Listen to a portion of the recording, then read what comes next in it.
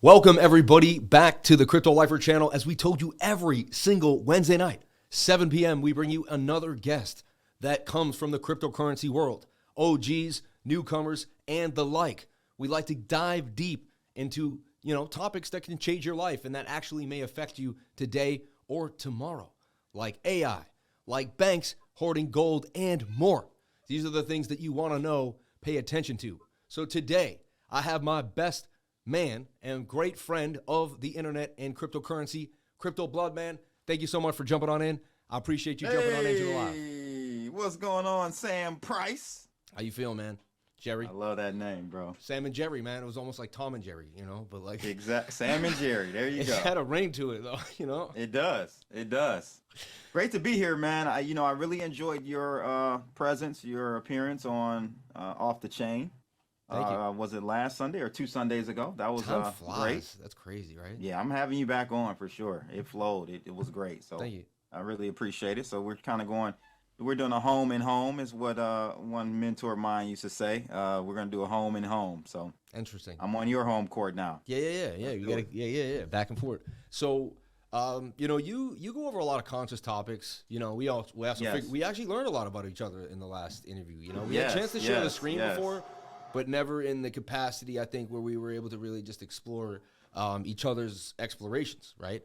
So I'm really interested. I thought about you a lot when these topics came out, and my team were going over them. I was like, man, this is going to be a really great interview and discussion. So what I'm looking at here is central banks turn to gold as losses mount, right?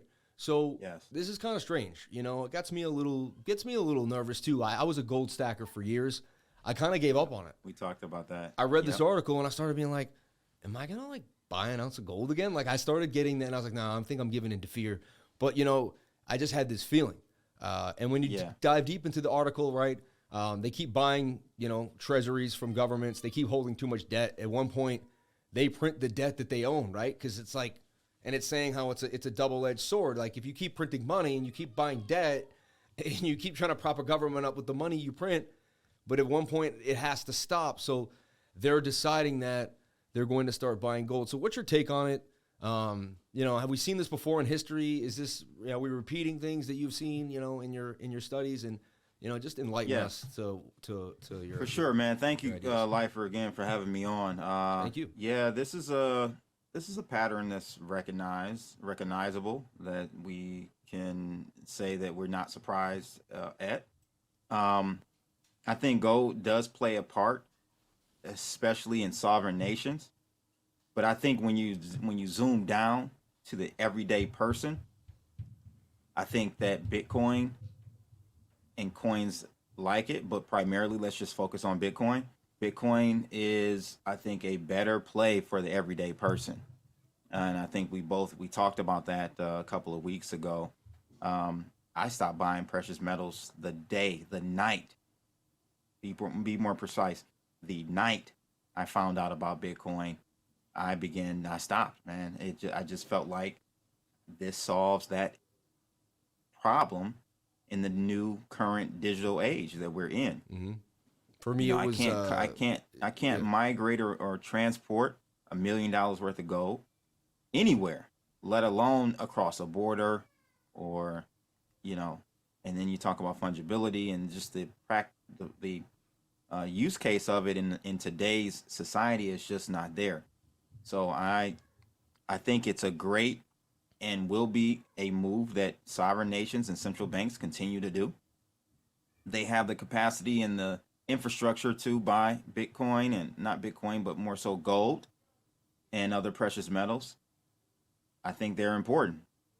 As you stated just a minute ago, Lifer, we're debasing. All of these countries are debasing their fiat currencies. And so it's all a free fall, right? We're all falling at the same time. It's just who's falling faster than the other, but we're all going down. So gold is definitely a strategy that has been used for thousands of years, at least for sure in modern monetary policy. It's been used in the last couple of 100 years. Well, as a proven profitable quant trader, no matter the bear or the bull market, you seem to push through no matter what. Whether it's 20, 30, 40%, you still push through I'm very Correct. impressed by that. I like to see that. Do you see yourself trading PAX G or anything like that? Do you see yourself getting in, into some gold trades? Or The reason why no is because of the volatility. Okay. It lacks the volatility that I need and I'm used to and accustomed to nowadays. I come from Forex, so Forex was a better alternative to stocks. Yep. And now we've evolved into cryptocurrencies being a better solution for those who are looking for a lot of volatility than FX. So it's just the evolution. I think it's like comparing apples and oranges, to be honest with you, Sam. It's no comparison. Excellent.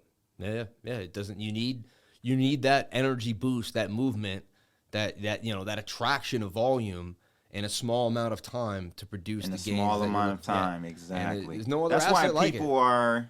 Yeah, that's why people are so they chasing the lure of having a short term or shorter term strategy. A higher frequency strategy is such an allure to people because you're capturing gains quicker than having to wait for a trade for a month or a couple of weeks to pan out or not. It's so in weird. That interim, I always think you're in my trading group because like the last time I said something, remember like the next day we were talking, or was that day you mentioned like the same thing I said when I woke up in the morning, right? Well, today I woke up for some reason and like before my live, I said, I don't leverage trade, like I may use 3L3 tokens. So I guess I do, but I don't go like open up perps and I don't start using leverage, and I said, because like I see low cap jams and I see little things that move and I just like, there's certain ways to trade. But I always say to people, I said, what is your attraction? I said, because I'm trying to open my mind up. I said, just please, I was like, I'm not being rude at all. I just want to know what your attraction is to the leverage trading, and please, like maybe there's something I don't think. And same answer. It's so crazy. It's what I got. People were like, I just want, I have the skill at this point. Like I know what a wedge is. Like I know how to play it. Like I know my risk, and and people were explaining, hey, like, cause they'll put up a big gain, and I don't want them to like get beginners too excited, and so they'll explain. They're like, hey, I have a $10,000 portfolio. I use $50 to trade leverage. You know what I mean? Like. Exactly. If I gain some more than 50, I take the money out and I move it to my profit. Yes. And I just, and it's, but to me, I get wrapped up in that stuff. Like I do 50, next thing you know, I'm fine. I just know myself. To me, it's like I would have to do it all the time and make it my life like you do. You're a professional trader because you know yourself. Yeah. Pro traders know themselves, so they don't fall into the traps that may cause them to deviate from But it took us years to lose money to know who we exactly. were. Bro. Years. People want like a 4-year plan. I'm like, I took a 15-year plan to finally feel comfortable. It took me 10 years. Yep. Yeah. I like hearing that. Seriously, bro. Yeah. 10, 11 years, somewhere around there before I really got it. And I mean, I hear these people say they got it in a year or less. Maybe you have. Yeah. You're blessed. You're lucky. Yeah. Because I consider myself a decent IQ, and it took me much longer than that. But well, hey. I teach students divergence, and whenever I teach class each week, I'll talk about divergence, and I'll mention some. I had a hard time with it. Like, what do you mean a line goes up and a line? And for some reason, I was able to figure out hidden bullish divergence. Like that was the one that like made sense to me. That was the one that like I could see easily, and. So that made my mind gravitate towards it. And then I was just like, you know what? I don't need the other ones. For 2 years I told people like I refused because it was too hard for me or it made me uncomfortable because I avoided uncomfortability, right? Because that's why I didn't kind of develop to the places I wanted to develop as a person. Once I pushed through those times, right? And then I was like, okay, divergences and stuff like that. But hidden bullish, man. I love hidden bullish. Unbelievable. But yeah, then you learn all the different divergences and so on and so forth. Yeah. But it took me 2 years to just understand like all the divergences. Like I ran away from parts of that. So, yeah. Well, for me, Sam, it took years of. It was an evolution for me as a trader because I started, of course, as a discretionary trader. Some people consider that like as a manual trader, like what you do. You look at the charts. Mm-hmm. You have your strategy and you implement it on the charts. And it's not automated. It's not a systematic trading type of play. So I spun my wheels in that mode for years and years and years. And then I got pretty good at that, support and resistance. I'm a naked trader. I just trade with no indicators, support and resistance, trend lines drawn properly. That's one thing that people, Yep. I see trend lines drawn sometimes, I'm like, that's not really the right way to draw it, but okay.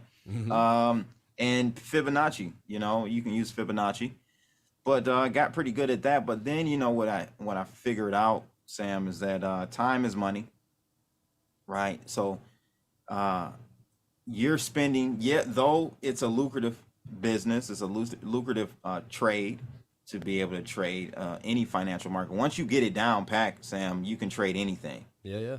It transcends any market. In the world. Yeah. Correct. So that's a skill that, to me, creates financial freedom and independence for an individual if they can get to that point. Once you get there, then you'll say, okay, well, do I really want to stay in front of the screen 7 hours or 12 hours a day or whatever the case may be? Yeah. I'd rather take less accurate trades, more of them, and end up more gains. Well, you get what I'm saying? I mean, it is pounding the pavement, and if you know there's a percentage, I mean, I was just listening to Trading in the Zone again, and he says, you know, they have a 4% edge on you at the casino, right? So all they need is enough people to come in to win, but they need volatility, right? If they don't get enough people, they can't win, right? So as long as they can keep the door flowing, then and hit a large number of collection of data, then they can hit the, you know what I mean? So when you start trading, and you're making me think too, like eventually I probably will bot myself and just let a bot run. And I'm actually speaking to a guy that's like a bot extraordinaire. You know, like I talk to him regularly every day, and I'm like, it's only a matter of time, and I'm like, yo, man, can you just like make me a bot? And I want it, but you got to watch them. I think, you know, I don't trust. The problem is I don't trust the bots. That's my issue. Is I don't trust things. Like I want more, and I know people like it runs great until one day. Type A. Oh yeah, it's must be type A personality.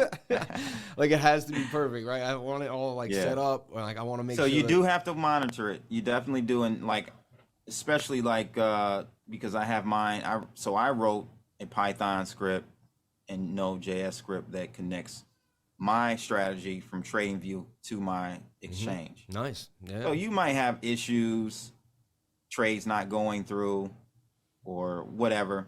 Floating point errors or whatever the case may be, you have to enter the trade yourself or whatnot. But it just mitigates and lessens the load on you.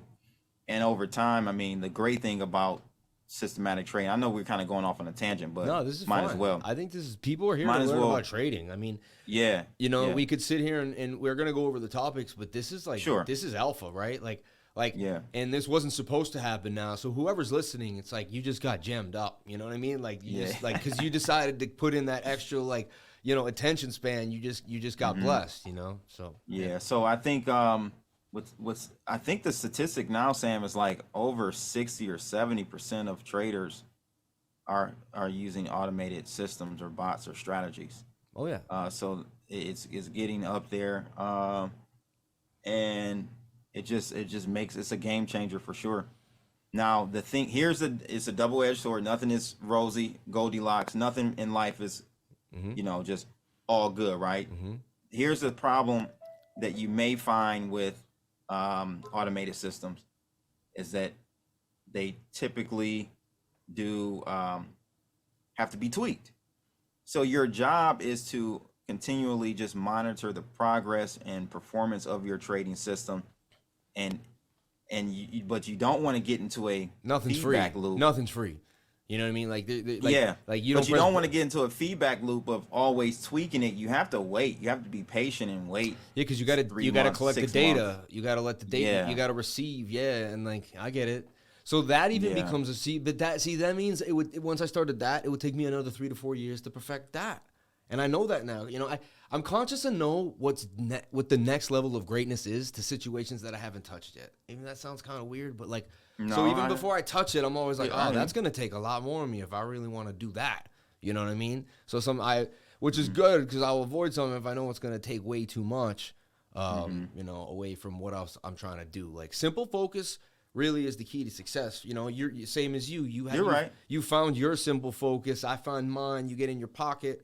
I could definitely see automation coming eventually. And this is something that brings me to the next topic, right? Which is how, you know, they automated, and it kind of brings up tornado catch. I think that's kind of like the crux of all this in a way. They didn't even mention it here, but in a way that was what the article is saying. So that's the first thing I thought of. When we bring this up, it's privacy and human rights. They can edit this in, so I can take a second to get it going. Let me see. Okay. Yeah. Privacy is a human right, and the 118th Congress must defend it. U.S. lawmakers must prevent the further erosion of our privacy rights by defending our right to use privacy-preserving tech and passing laws against unreasonable and constant digital surveillance. So, you know, to break down kind of where we're going with this is coders code, right? When you write something, it's kind of like writing speech, right? Code is speech, code is idea, code is creativity. Code should be law. So, right, code is law.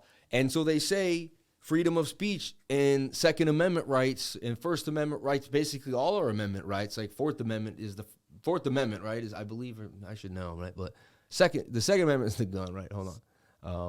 I'll get it here. The First Amendment, yeah, of course, right? So, in thinking about this idea, we'll give you word. Just nod and do this. Word, and then we'll give them that shot. All right. So, speaking with this idea, it comes from the First Amendment, right? And so, if the First Amendment protects freedom of speech, then code should be protected by freedom of speech. And so, they're saying as they erode our privacy and continue, CBDCs, having yourself connected to central banks. Becoming the pawns of the government. Where do you see this going? Do we have hope? Do you have hope? And, and what's your take on the situation? No, I don't have hope. Short answer. Yeah. I'm not convinced that this is going to be a scenario that ends peacefully. What's the saying? Power corrupts power, absolute or something. Absolute power corrupts absolutely. Corrupts absolutely. Yeah. Right? Yep. That's just what it is. So whether I'm Democrat or Republican, I personally lean right. But as you saw in this article, both of them, they don't want to allow privacy. Right? Because when you take away privacy, you gain control. And so we're now in a new age where privacy now involves currency, money. Cryptocurrencies introduced privacy and self-sovereignty on a money or monetary level, which we've never seen really before. Well, we have, but not in a modern digital age. This is new. This is a total threat to the establishment. And I think that they're not going to go down without a fight. So I don't see either side succumbing or allowing or joining or being excited about privacy within the crypto space, because that takes away their control. That takes away their ability to maneuver, influence. You saw what's going on with Twitter. Right? And how they were influencing and infiltrated that whole system. I heard he may be sanctioned now. There's some other talk. I have to deep dive this stuff, but some people in Europe are grumbling. Yeah, people are getting rid of their Teslas because of people are mad about free speech. They're upset so people have free speech again. They're like, wait. So that's interesting when I hear companies pulling out of Twitter. It makes me say, I said this on a stream the other day, Sam. I said, any company that's mad at Elon Musk, I'm now mad at you. Because I now see your agenda. You're not about free speech. You're not about allowing people to express themselves. You're not about a public open forum. No, I don't support you. Well, it's interesting. When I was doing my woo-woo, right? And we're not going to get too woo, but I'll just touch on something. I was being taught like 10 years ago that we were going to enter the age of Aquarius, like coming up. Like that was going to be our next. Oh my God, I was explaining this to my wife. And once we got there, it was going to be the revelations. And like all these things were going to come to light. And it's like you were going to start to see who was who. And having it all started with the Weinstein and it just like that was kind of when it all started, right? There was this like, whoa, this has been going on for so long. And then it turned to something else. And then it was, 500 different CEOs have quit their jobs in the last a couple of years. It's crazy if you go through it. Like all these people have resigned. It's just insane. And Bro, it does feel like when you were talking now, I was like, it feels like, you can just see who is who now. Like it's getting to the point where power is being so concentrated. Like they basically have to be out in the open to win the battle now at this point. And it's like, you can see the side. It's so crazy because before it was all subtle and subdued through subconscious media and they were just grabbing who they could. And now it's like it's an obvious power grab for whatever situation can be in front of somebody's eyes. Like someone will lie, but if they think half the world hasn't heard the lie, they'll just keep the lie going. Even though they know other half of the world knows it's a lie. Like they'll be like, but I have the other half still believe in this. So I'm just going to keep going with the lie. Like I'm fascinated by that because people used to just get called out by the lies. Our synchronicity, man. I literally was explaining the age of Aquarius two nights ago. My wife didn't know what it was, and I explained it. I said, we're in the age of Aquarius. It's the knowledge. The veil is being lifted, and this is exactly what's happening, and I'm excited. And hopefully, I don't know if it happens in our generation or in our lifetimes, but we're definitely going down that path where now the covert operations have to be overt, because more people are aware of what's going on. Yeah. And, I think looking back, history is going to be very kind to Elon Musk for his efforts. And we'll see. We'll see how it goes. Yeah. So we have these, technocrats, right? As we call them, right? Yes. Technocracy. Holding, like isn't like the WF, these non-voted in participants of what feels like a world government, right? Like making decisions at Davos, like talking to all of our leaders, but yet no one voted you in. Like you were never. That is the definition. You were never chosen by a person. Like what's going on here? That is the deep state, Sam. The ones that have not been elected, that don't have an expiration on their career, they're always in the background. They're always having influence. The George Soroses of the world. The list we can go on and on and on. As a kid, I brought up Trading Places today on my live stream, right? And it's about two businessmen that can basically have so much power and wealth that they can take two men and take a rich guy, make him poor, make a poor guy, make him rich, right? And, and Dan Aykroyd and Eddie Murphy, and they, and it's crazy. Like the guy can't believe the dude's like ends up living in his, like he's noticed the bum he used to give money to is now living in his penthouse apartment and he has no money now. Like, and, it's funny. I remember that as a kid, and even though that movie was subtle, as I got older, I was always like, "There's always someone behind the president." You know what I mean? I always knew the guy sitting there was never the guy. I was like, "There's always someone behind that guy." Like, yeah. Except Trump. Trump was the Trump card. Literally, we live in a simulation. Like Trump came out of nowhere, surprised both sides of the aisle. That's why he's so hated. Just different. That's why we've seen unprecedented moves against this guy. Double standards to the max with this guy. You may not like his personality, or you may. It doesn't matter. He's very polarizing. But at the end of the day, both sides have to admit that he's the most targeted individual. That, I felt like he was part of the age of Aquarius because he helped create Revelation. Whether you hated him or not, now way more about American society and the back ends of what happens than you did before. No matter who you are. I don't care who you are. You definitely had to have deep dived or read something or gone somewhere where you probably hadn't before because of kind of the opening of what has gone on in the last, 4 years. So you speak of that really quickly. Another pivotal moment was Edward Snowden. NSA leaks. That was another age of Aquarius moment for us. Once you saw it, you can't unsee it. So yeah, it's just crazy, man. What times we're in. No, I just met someone that I know briefly for a few months, and he walks around with a little thing on his phone, like over the camera, like he's like, dude, like I'm like. He's like, dude, that thing is on all the time, man. Like, don't, like, he's, like, it's like general knowledge that you could be recorded, videotaped, they say sometimes even if the phone is off somehow, I don't know how, but like, without a battery power or something, like they can, so, I mean, Nikola Tesla was lighting light bulbs wirelessly in the before anyone even realized this stuff existed. So, that They harness the technology. Hey, before Nikolai, the Egyptians. Yeah. There was light bulb. What do you think those pyramids are for? They were literally for wireless electricity. You know, so that's a whole nother woo. Yeah. So anyway, but what we're breaking down is basically, you know, government control over the human race. And it starts with basically coding, because coding is our way to progress into our next form of language. If we are going to go into a digital age and money's going to become digital, then coding is going to become a more powerful, more, ubiquitous language than it is now, right? Like now you see coding before, and it's like, you know, you're going to have kids learning coding now, right? Like that didn't happen when I was a kid. I wasn't taking a coding class, but my daughter can learn coding now.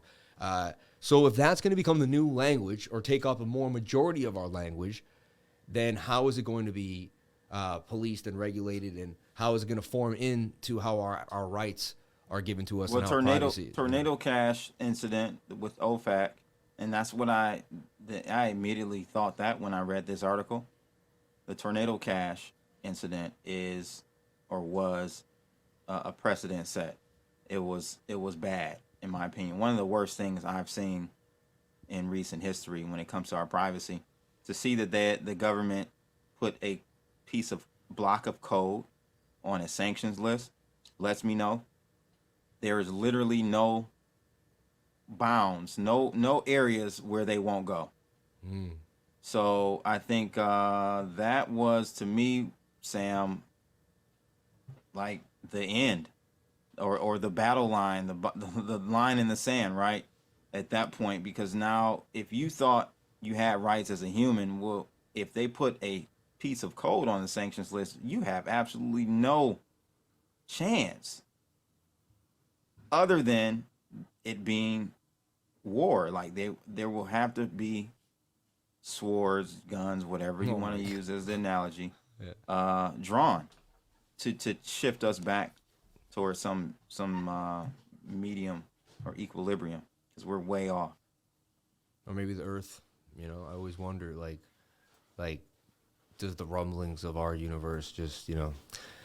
Anyway, third topic as we take you guys deeper and deeper down the rabbit holes of life.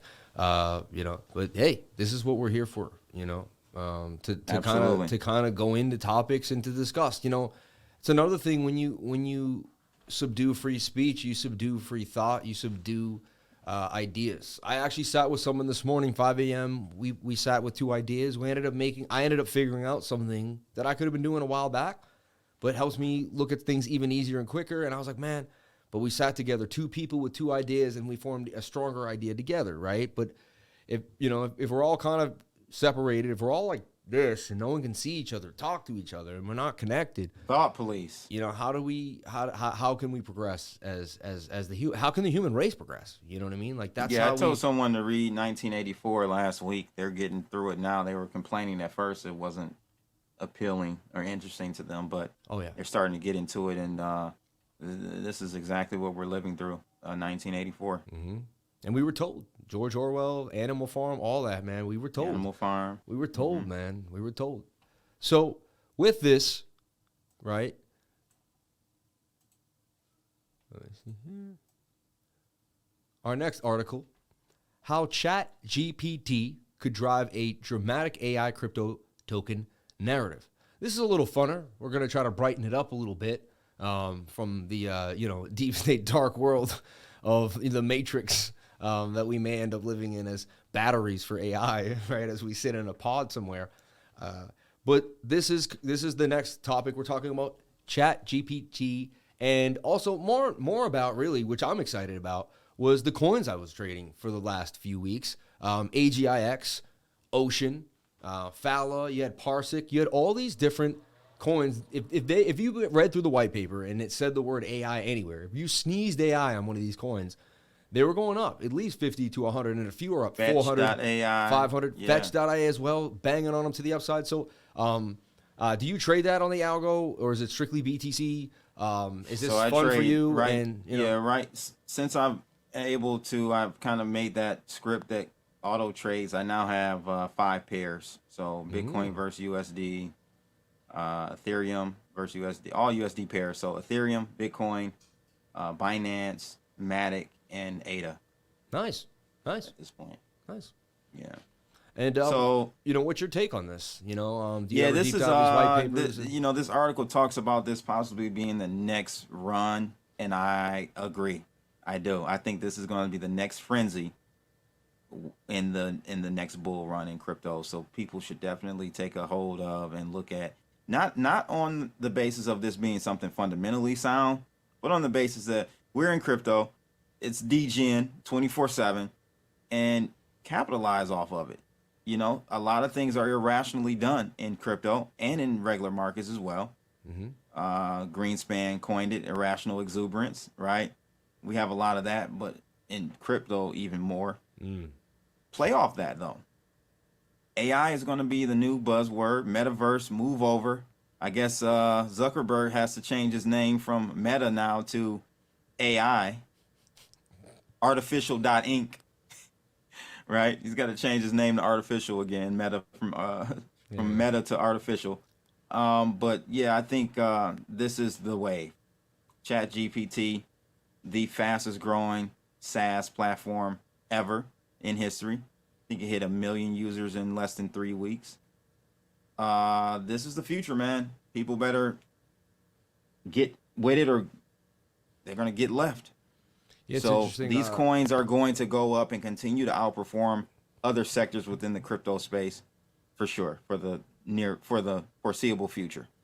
I have a spicy, I stick with the charts, but every once in a while I get an inkling or a tingling and a little bit of a, prediction that I like to sprinkle on the minds of many. And something that I'm thinking about right now is, I remember my mentor, one of my mentors that helped me, basically I learned a lot about trading from, quit his job in a bear market. 2018, hit Neo, I think, for like a 10X or something, put it enough, 20 grand to make a couple hundred racks and was able to quit his job, right? Begin to kind of start his life, put that 50 grand into trading, buy some, courses, begin to actually put money into learning if you want to. You got some cash to kind of sit there and, you're not against the rat race anymore. You have like a month or two, 6 months. Yep. That's what happened to me too, to just finally sit back and take it in and say, is this what I want to do with my life, right? And I have this feeling that, we might see a rally. I remember trading the summer of 2019. I can just remember it because I was in this laptop in my parents' house, hot in this like upstairs area, and Band went from $1 to like $20. Atom went up. Ontology, it was this like mini little bull run, right? But like, and we might see, I have a feeling we might end up start seeing this like now. Like this could take off in the next few weeks, and like we could see a little pump to get us into like March and April. To kind of bring in maybe a little bit of altcoin spring into something else. And then, I'm just, there's so much excitement from the outside world that could bring in that outside liquidity. I'm already seeing it. It's pretty interesting, Yeah, second week of the year, we began to see new liquidity hitting the markets, and it lines up with a new year, new capital to be deployed. You have like these firms, these VC firms or family offices and hedge funds, they have to actually deploy this capital. Like they can't sit on it. So when a new year hits, they have to deploy it. Stocks, bonds, as a new asset class. Bam, boom, we start crypto. So this is new deployment of capital. How long will it last? I don't think much longer, but I don't know where we go. We definitely could go much higher, like a mini bull run inside of, or you just call it a bear trap, a mini bull run inside of a bear market. So I don't put it past it at all. I don't put anything past these markets. I mean, Bitcoin's above the 200 SMA on the daily time frame. I mean, that's all you need to get people somewhat interested. If that keeps going, I mean, we could hit there. And there's huge gaps in the VRVP. Like we could easily just gap up to like 32K. And then I'm like, man, 40K ain't as far as I really like. I'm starting to look at it today. I was like, I did a wide scope on my live stream today, and I never know exactly what I'm going to do on the live.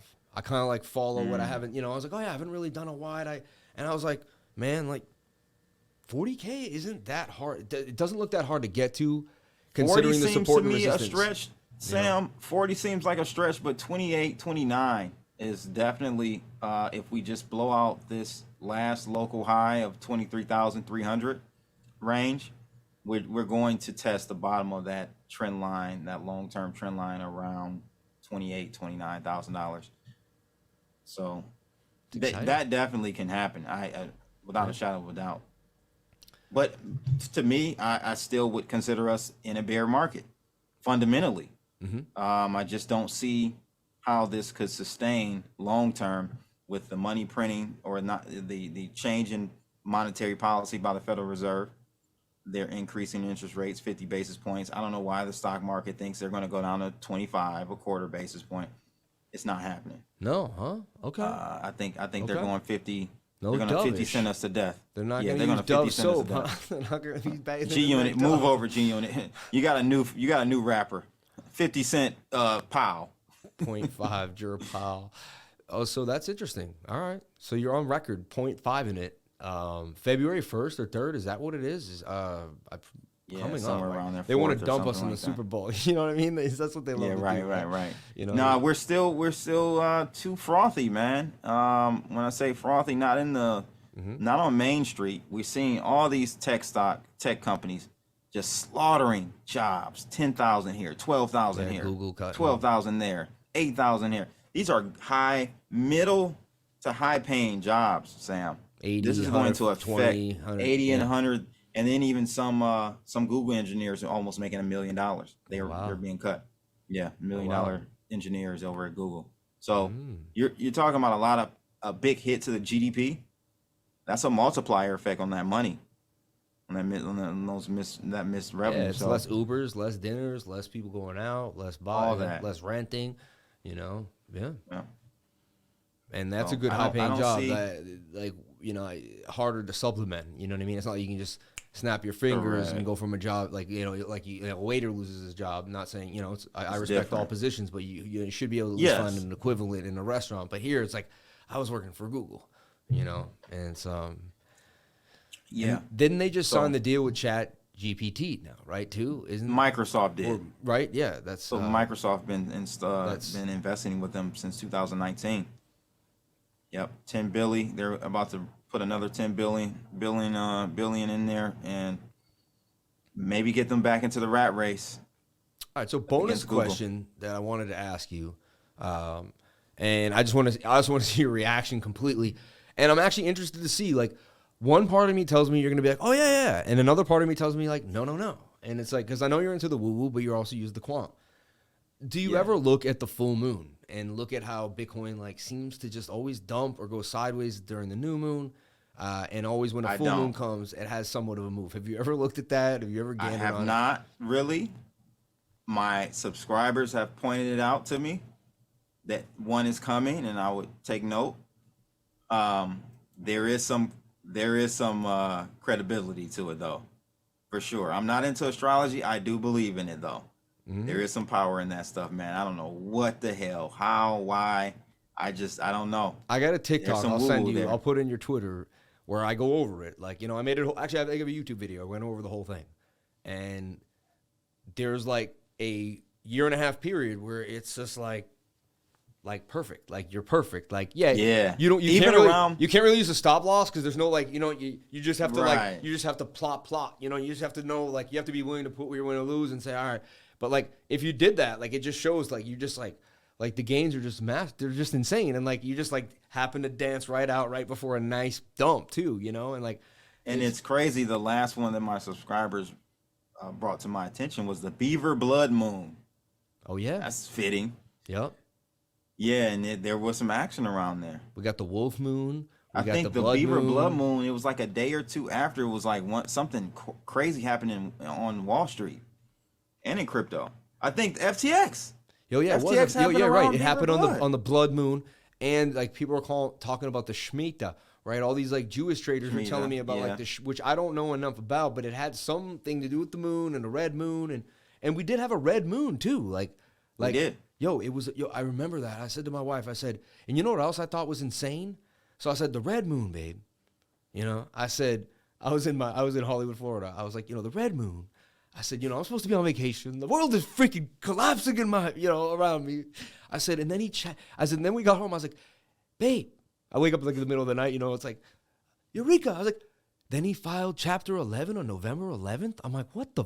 I'm like, is this a joke? Like, is this a joke? Like, he fires Chapter 11 on 11/11. It wasn't just like October 11th. It wasn't December 11th. It was 11/11 that he fired Chapter 11. Like, I just like, come on. It was like a Saturday. I was like, this is yeah, man. We live in a simulation. I get goosebumps, man. I am convinced. I am thoroughly convinced we live in a simulation. I'll tell you one really weird story of how I believe we live in a simulation. You know, I used to rap, whatever, and I had my head out a window one day with like a backwards hat on, right? And someone was like, hey, yo, Asher Roth, stop being a dude, you know, whatever. And I was like, yo, what are you talking? You know, someone was just messing with me, you know, in New York. So I never knew who Asher Roth was. I had no clue, right? So I go home, and of course I put his name in on YouTube. I watch one video. I watch another. I get obsessed a little bit, you know, like not obsessed, but I want to see all his material. Like, I go through, and I was rap, so I want to know all his videos. And I spent like 2 weeks watching the guy. And like, I think about him for like, freaking 2 weeks, right? Which is, you know, no homo. It's just like, it's as an artist, I'm trying to get to know his flow, get to know his style, get to know how he came up. What is he using to market himself? I was always studying people online too. No matter what they were doing, I was trying to figure out how they were using online to make money, right? I was always watching that. Like, that was always something, and I was trying to be like, okay. And true story, like, I do the same walk to work on a night shift. I come out of Penn Station. I have a hoodie on, like, same 10, 12 blocks, and then I took 2 blocks over to 9th. I would always da-da-da-da-da. You know, everyone's leaving the city while I came because I worked a night shift, so I was, like, going against the flow. And I ended up buddy to buddy with this person, you know, like, we're, like, and, like, we kind of bump, and, like, because in New York, you're tight, and there's so many people on the, and I look up, and he looks up. It's freaking Asher Roth, man. I swear my entire life, right? And this is, like, the exact same time period where I'm, like, all over him, and I'm like, and so I go look at him, and I go, it's the dude, like, because it's the guy I've been freaking watching for the last 2 weeks straight. So I just look at him like he knows I've been doing it, right? Because I'm like, you're the dude, like, and I'm just like in a state of complete shock, like, and he might think it's because it's Asher Roth, but I'm more of the brain weird coincidence simulation part of it. I'm just like, what are the odds? Like, and I'm not that starstruck. I just be like, okay, he's a known dude. Like, I try not to be that but I was like, yo, what's up? He gave me his phone number, bro. Like, it was kind of weird. Like, we connected, like, craziness. He went his own way. We never really looked up after that. It was like a studio phone. Like, he answered texts a few times, but I didn't harass him. And I did my own thing. But it was just nuts. Like, and I would go home and wonder, like, what is the point of this? Like, and it wasn't the first time where I focused all my energy on something and then it just had come into my life. And to me, that was strange because I was like, man, and you're, okay, random coincidence and you're just insane. Or, like, do we live in some type of simulation? You know what I mean? Yeah. Like, either simulation or, you know, there are, you know, I don't want to get too woo-woo, but I'm really into quantum physics and quantum mechanics and it's all quantum. that stuff. I believe it's quantum, too. And so you have different dimensions, right? And in the 4th dimension, there is no time-space, right? Everything happens all at once. So maybe we are dipping into that 4th dimension a little bit or something, right? And because I think of intuition as not someone being able to predict the future. Intuition to me is someone being able to tap into the 4th dimension where it's already happened anyway. It's all in one, so you're tapping and you choose into that the one that you choose to choose one because you know what happened there, so you go that way, and that's what happens. So that's how you right. So I don't know, man. Hey, it's something, man. It's definitely more than meets the eye. I tell you that much. Far out, man. Well, dude, I think I'm gonna end it here because if I keep going, like, I don't think I'll be able to sleep tonight. This was awesome. Like, I can't believe a whole hour has gone by already, man. Yeah, it's crazy. 52. This is crazy, man.